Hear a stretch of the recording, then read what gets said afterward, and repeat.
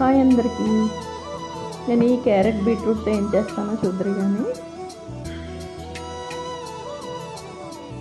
రాగి పిండి, గోధుమ పిండి, క్యారెట్ జ్యూస్,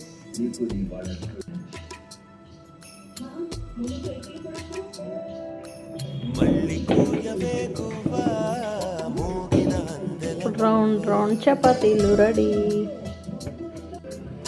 చపాతీ చేయడానికి ముద్దలు ఇలా కలుపుకున్నాం. ఇదే బీట్రూట్ క్యారెట్ చపాతీ. ఇందులో రాగి పిండి, గోధుమ పిండి, సాల్ట్, క్యారెట్ బీట్రూట్ జ్యూస్. పిల్లలు జ్యూస్ తాగడానికి మారం చేస్తుంటారు కదా, చపాతీ పిండిలో ఇలా కలుపుకొని చపాతీ చేసి పెట్టామంటే చాలా బాగా తింటారు పిల్లలు.